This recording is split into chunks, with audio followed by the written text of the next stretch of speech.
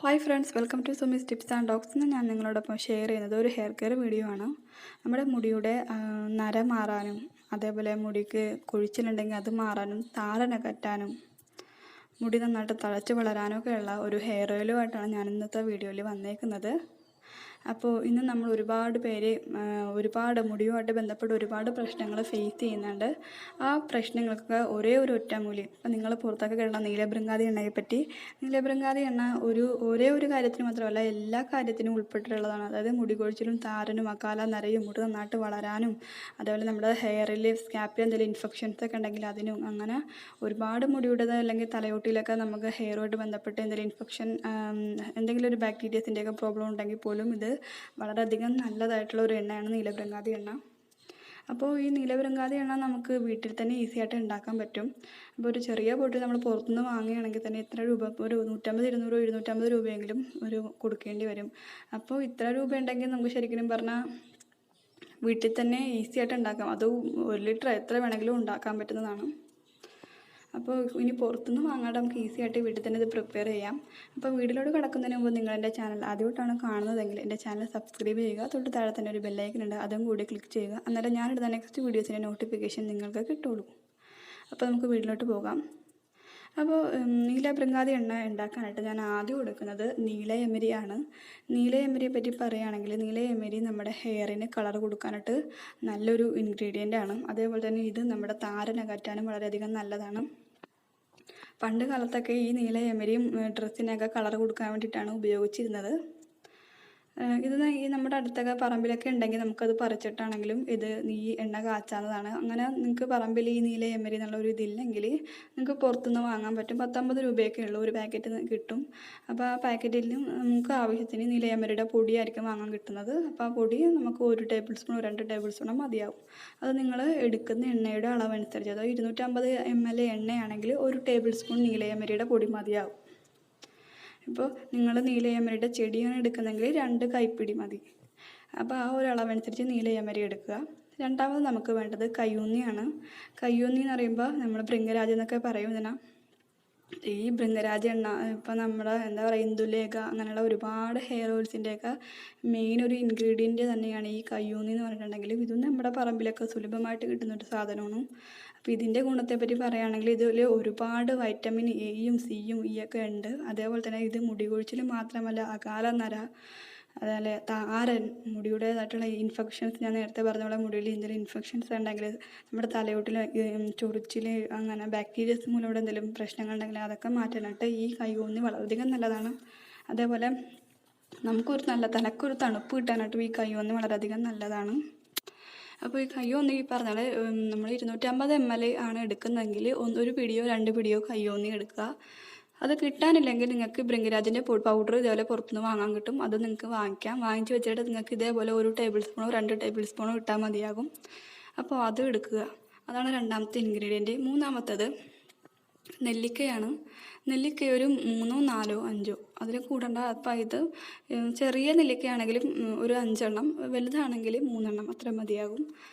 അപ്പോൾ ഇത് നെല്ലിക്കയുടെ കാര്യം പറയാൻ, നെല്ലിക്കയിൽ ഒരുപാട് വൈറ്റമിൻസും മിനറൽസൊക്കെ ഉണ്ട്. അതുപോലെ ഇതിൽ വൈറ്റമിൻ എ, സി, അതേപോലെ ഇ ഉണ്ട്. അതുപോലെ വൈറ്റമിൻ B12 ഉണ്ട്, ഫോളിക് ആസിഡ് അടങ്ങിയിട്ടുണ്ട്. അപ്പോൾ ഇതൊക്കെ നമ്മുടെ ഹെയറിന് വളരെയധികം നല്ലതാണ്. അതേപോലെ ഇതിൽ കാൽസ്യം, പൊട്ടാസ്യം, മഗ്നീഷ്യം ഇതൊക്കെ അടങ്ങിയിട്ടുണ്ട്. ഇത് നമ്മുടെ ഹെയർ ഗ്രോത്ത് ചെയ്യാനും നമ്മുടെ മുടി തഴച്ച് വളരാൻ നല്ല സ്ട്രോങ് ആയിട്ട് ഇരിക്കാനൊക്കെ ഇത് ഹെൽപ്പ് ചെയ്യും. അതേപോലെ മുടി കറുക്കാനാണെങ്കിലും, ഇപ്പോൾ നമ്മുടെ മുടി ഒരിക്കലും നരച്ച് വരാനുള്ള ഒരു ചാൻസ് ഉണ്ടെങ്കിൽ പോലും അത് മാറ്റാനൊക്കെ ഈ നെല്ലിക്ക ഹെൽപ്ഫുള്ളായിരിക്കും.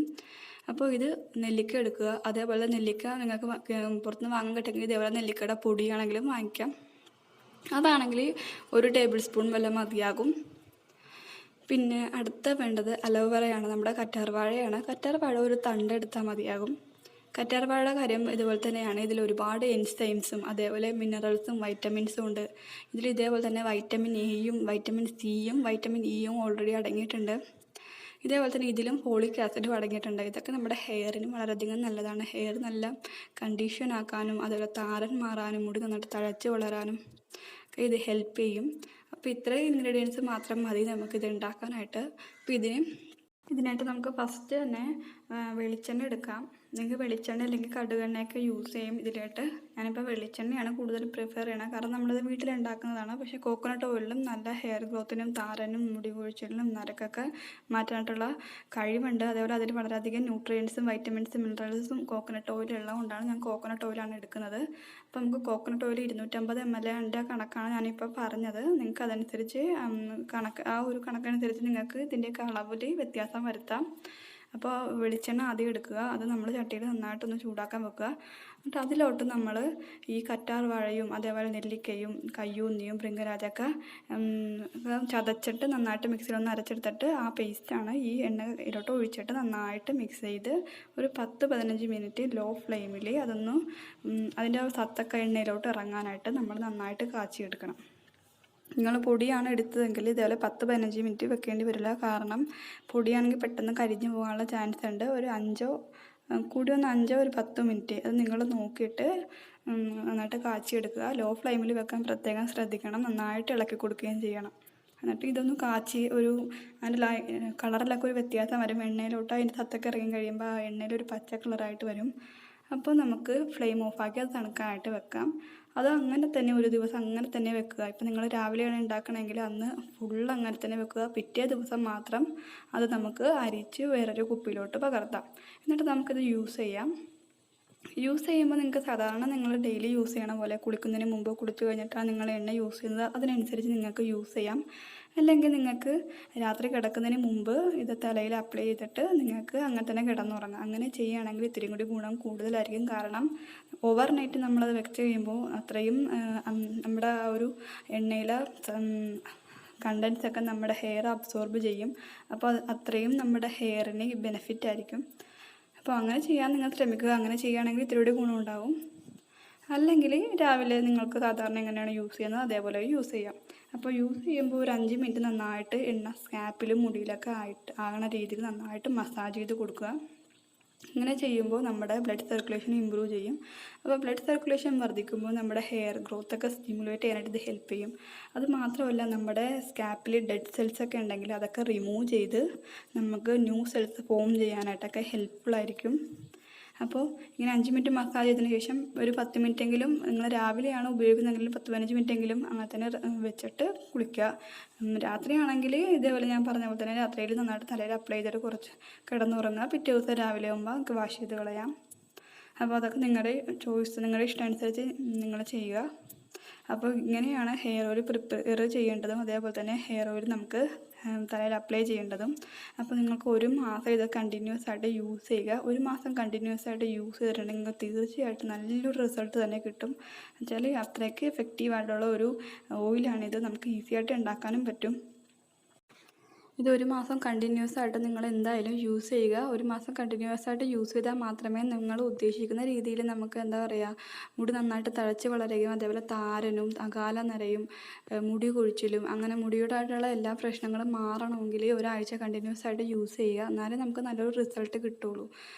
വെച്ചാൽ നാച്ചുറലായി നിങ്ങൾക്ക് തന്നെ അറിയാമല്ലോ, നാച്ചുറലായിട്ടുള്ള എന്ത് കാര്യം ചെയ്തിട്ടുണ്ടെങ്കിലും കുറച്ച് ടൈം എടുക്കും. എന്നാൽ മാത്രമേ നമുക്ക് നല്ലൊരു റിസൾട്ട് കിട്ടുള്ളൂ. അപ്പോൾ നിങ്ങൾ എന്തായാലും യൂസ് ചെയ്ത് നോക്കുക. യൂസ് ചെയ്തിട്ട് നിങ്ങളുടെ ആ റിസൾട്ട് എന്തായാലും എനിക്ക് കമൻറ്റ് ചെയ്യുക. പിന്നെ ഇന്നത്തെ വീഡിയോയിൽ എന്തെങ്കിലും നിങ്ങൾക്ക് ഡൗട്ട്സ് ഉണ്ടെങ്കിൽ കമൻറ്റ് ചെയ്യുക, ഞാൻ എന്തായാലും റിപ്ലൈ തരുന്നതാണ്.